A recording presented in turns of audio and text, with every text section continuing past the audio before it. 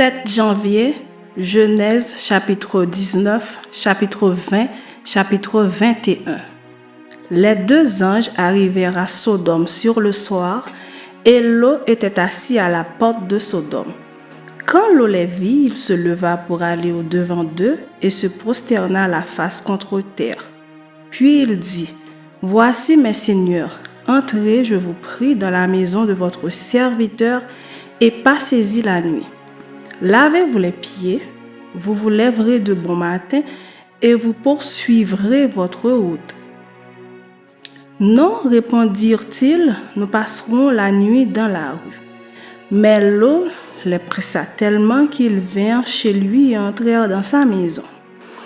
Il leur donna un festin et fit cuire des pains sans levain. Et ils mangèrent. Ils n'étaient pas encore couchés que les gens de la ville, les gens de Sodome, entourèrent la maison depuis les enfants jusqu'aux vieillards. Toute la population était accourue. Ils appelèrent Lot et lui dirent, « Où sont les hommes qui sont entrés chez toi cette nuit? Fais-les sortir vers nous pour que nous les connaissions. » Lot sortit vers eux à l'entrée de la maison et ferma la porte derrière lui. Et il dit, « Mes frères, je vous prie, ne faites pas le mal, car j'ai 2 filles qui n'ont point connu d'homme. Je vous les amènerai dehors et vous leur ferez ce qu'il vous plaira. Seulement, ne faites rien à ces hommes puisqu'ils sont venus à l'ombre de mon toit. » Ils dirent, « Retire-toi. » Ils dirent encore, « Celui-ci est venu comme étranger et il veut faire le juge. Eh bien, nous te ferons pire qu'à eux. » Et pressant Lot avec violence, ils s'avancèrent pour briser la porte. Les hommes étendirent la main, firent rentrer Lot vers eux dans la maison et fermèrent la porte. Et ils frappèrent d'aveuglement les gens qui étaient à l'entrée de la maison, depuis le plus petit jusqu'au plus grand, de sorte qu'ils se donnèrent une peine inutile pour trouver la porte. Les hommes dirent à Lot, « Qui as-tu encore ici? Gendre, fils et filles, et tout ce qui t'appartient dans la ville, fais-les sortir de ce lieu. Car nous allons détruire ce lieu, parce que le cri contre ses habitants est grand devant l'Éternel. L'Éternel nous a envoyés pour le détruire. » Lot sortit et parla à ses gendres qui avaient pris ses filles. « Levez-vous, dit-il, sortez de ce lieu, car l'Éternel va détruire la ville. » Mais aux yeux de ses gendres, il parut plaisanter. Dès l'aube du jour, les anges insistèrent auprès de Lot en disant, « Lève-toi, prends ta femme et tes 2 filles qui se trouvent ici, de peur que tu ne périsses dans la ruine de la ville. » Et comme il tardait, les hommes le saisirent par la main, lui, sa femme et ses 2 filles, car l'Éternel voulait l'épargner. Ils l'emmenèrent et le laissèrent hors de la ville. Après les avoir fait sortir, l'un d'eux dit, « Sauve-toi pour ta vie, ne regarde pas derrière toi et ne t'arrête pas dans toute la plaine. Sauve-toi vers la montagne, de peur que tu ne périsses. » Lot leur dit, « Oh non, Seigneur, voici j'ai trouvé grâce à tes yeux, et tu as montré la grandeur de ta miséricorde à mon égard en me conservant la vie. Mais je ne puis me sauver à la montagne avant que le désastre m'atteigne et je périrai. Voici, cette ville est assez proche pour que je m'y réfugie et elle est petite. Oh, que je puisse m'y sauver. N'est-elle pas petite et que mon âme vive? » Et il lui dit, « Voici, je t'accorde encore cette grâce et je ne détruirai pas la ville dont tu parles.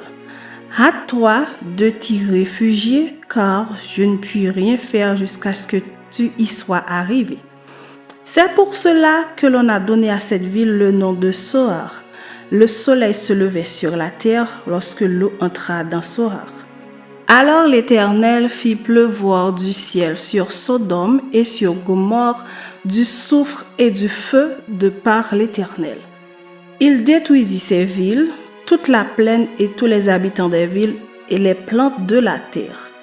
La femme de Lot regarda en arrière et elle devint une statue de sel. Abraham se leva de bon matin pour aller au lieu où il s'était tenu en présence de l'Éternel. Il porta ses regards du côté de Sodome et de Gomorrhe et sur tout le territoire de la plaine. Et voici, il vit s'élever de la terre une fumée comme la fumée d'une fournaise. Lorsque Dieu détruisit les villes de la plaine, il se souvint d'Abraham et il fit échapper Lot du milieu du désastre par lequel il bouleversa les villes où Lot avait établi sa demeure. Lot quitta Soar pour la hauteur et se fixa sur la montagne avec ses 2 filles car il craignait de rester à Soar. Il habita dans une caverne, lui et ses 2 filles. L'aînée dit à la plus jeune, « Notre père est vieux, et il n'y a point d'homme dans la contrée pour venir vers nous selon l'usage de tous les pays. Viens, faisons boire du vin à notre père et couchons avec lui, afin que nous conservions la race de notre père. » Elles firent donc boire du vin à leur père cette nuit-là, et l'aînée alla coucher avec son père. Il ne s'aperçut ni quand elle se coucha, ni quand elle se leva. Le lendemain, l'aînée dit à la plus jeune, « Voici, j'ai couché la nuit dernière avec mon père. Faisons-lui boire du vin encore cette nuit et va coucher avec lui afin que nous conservions la race de notre père. » Elles firent boire du vin à leur père encore cette nuit-là et la cadette alla coucher avec lui. Il ne s'aperçut ni quand elle se coucha, ni quand elle se leva. Les 2 filles de Lot devinrent enceintes de leur père. L'aînée enfanta un fils qu'elle appela du nom de Moab. C'est le père des Moabites jusqu'à ce jour. La plus jeune enfanta aussi un fils qu'elle appela du nom de Ben-Ami. C'est le père des Ammonites jusqu'à ce jour. Chapitre 20. Abraham partit de là pour la contrée du Midi. Il s'établit entre Kadès et Shur et fit un séjour à Guérar. Abraham disait de Sarah, sa femme, « C'est ma sœur. » Abimelech, roi de Guérar, fit enlever Sarah. Alors Dieu apparut en songe à Abimelech pendant la nuit et lui dit, « Voici, tu vas mourir à cause de la femme que tu as enlevée, car elle a un mari. » Abimelech, qui ne s'était point approché d'elle, répondit, « Seigneur, ferais-tu périr même une nation juste? Ne m'a-t-il pas dit, c'est ma sœur? Et elle-même n'a-t-elle pas dit, c'est mon frère? J'ai agi avec un cœur pur et avec des mains innocentes. » Dieu lui dit en songe, « Je sais que tu as agi avec un cœur pur. Aussi t'ai-je empêché de pécher contre moi. C'est pourquoi je n'ai pas permis que tu la touchasses. Maintenant, rends la femme de cet homme, car il est prophète, il priera pour toi et tu vivras. Mais si tu ne la rends pas, sache que tu mourras, toi et tout ce qui t'appartient. » Abimelech se leva de bon matin, il appela tous ses serviteurs et leur rapporta toutes ces choses. Et ces gens furent saisis d'une grande frayeur. Abimelech appela aussi Abraham et lui dit, « Qu'est-ce que tu nous as fait? Et en quoi t'ai-je offensé que tu aies fait venir sur moi et sur mon royaume un si grand péché? Tu as commis à mon égard des actes qui ne doivent pas se commettre. » Et Abimelech dit à Abraham, « Quelle intention avais-tu pour agir de la sorte? » Abraham répondit, « Je me disais qu'il n'y avait sans doute aucune crainte de Dieu dans ce pays et que l'on me tuerait à cause de ma femme. De plus, il est vrai qu'elle est ma sœur, fille de mon père. Seulement, elle n'est pas fille de ma mère et elle est devenue ma femme. Lorsque Dieu me fit errer loin de la maison de mon père, je dis à Sarah, « Voici la grâce que tu me feras. Dans tous les lieux où nous irons, dis de moi, c'est mon frère. » Abimelech prit des brebis et des bœufs, des serviteurs et des servantes et les donna à Abraham, et il lui rendit Sarah, sa femme. Abimelech dit, « Voici mon pays est devant toi, demeure où il te plaira. » Et il dit à Sarah, « Voici je donne à ton frère 1000 pièces d'argent, cela te sera un voile sur les yeux pour tous ceux qui sont avec toi, et auprès de tous tu seras justifié. » Abraham pria Dieu, et Dieu guérit Abimelech, sa femme et ses servantes, et elles purent enfanter, car l'Éternel avait frappé de stérilité toute la maison d'Abimelech à cause de Sarah, femme d'Abraham. Chapitre 21.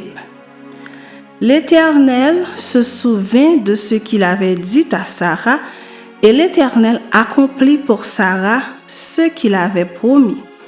Sarah devint enceinte et elle enfanta un fils à Abraham dans sa vieillesse, au temps fixé dont Dieu lui avait parlé. Abraham donna le nom d'Isaac au fils qui lui était né que Sarah lui avait enfanté. Abraham circoncit son fils Isaac, âgé de 8 jours, comme Dieu le lui avait ordonné. Abraham était âgé de 100 ans à la naissance d'Isaac, son fils. Et Sarah dit, « Dieu m'a fait un sujet de rire. Quiconque l'apprendra rira de moi. » Elle ajouta, « Qui aurait dit à Abraham, Sarah allaitera des enfants? Cependant, je lui ai enfanté un fils dans sa vieillesse. » L'enfant grandit et fut sevré, et Abraham fit un grand festin le jour où Isaac fut sevré. Sarah vit rire le fils qu'Agar, l'Égyptienne, avait enfanté à Abraham. Et elle dit à Abraham, « Chasse cette servante et son fils, car le fils de cette servante n'héritera pas avec mon fils, avec Isaac. » Cette parole déplut fort aux yeux d'Abraham à cause de son fils. Mais Dieu dit à Abraham, « Que cela ne déplaise pas à tes yeux à cause de l'enfant et de ta servante. Accorde à Sarah tout ce qu'elle te demandera, car c'est d'Isaac que sortira une postérité qui te sera propre. Je ferai aussi une nation du fils de ta servante, car il est ta postérité. » Abraham se leva de bon matin, il prit du pain et une outre d'eau qu'il donna à Agar et plaça sur son épaule. Il lui remit aussi l'enfant et la renvoya. Elle s'en alla et s'égara dans le désert de Beersheba. Quand l'eau de l'outre fut épuisée, elle laissa l'enfant sous un des arbrisseaux et alla s'asseoir vis-à-vis à une portée d'arc, car elle disait que je ne vois pas mourir mon enfant. Elle s'assit donc vis-à-vis de lui, éleva la voix et pleura. Dieu entendit la voix de l'enfant et l'ange de Dieu appela du ciel Agar et lui dit, « Qu'as-tu, Agar? Ne crains point, car Dieu a entendu la voix de l'enfant dans le lieu où il est.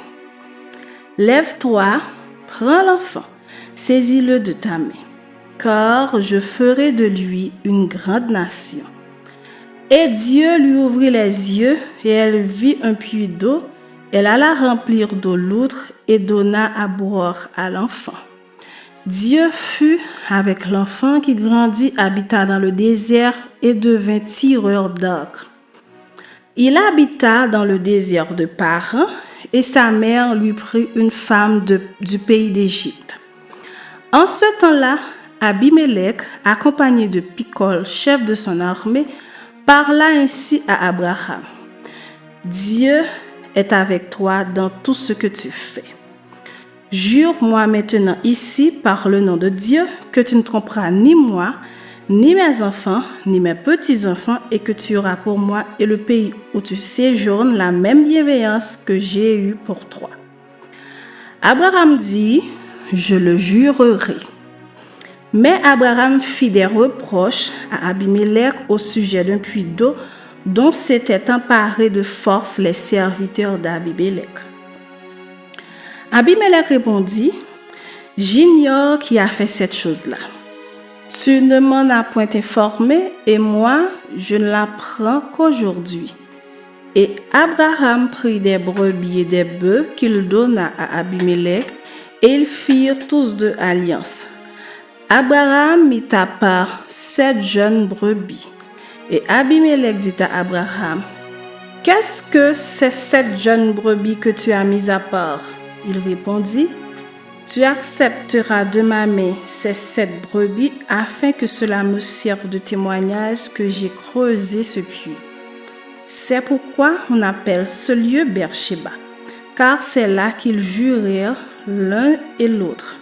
Ils firent donc alliance à Beersheba, après quoi Abimelech se leva avec Picol, chef de son armée, et ils retournèrent au pays des Philistins. Abraham planta des tamarisques à Beersheba, et là il invoqua le nom de l'Éternel, Dieu de l'éternité. Abraham séjourna longtemps dans le pays des Philistins.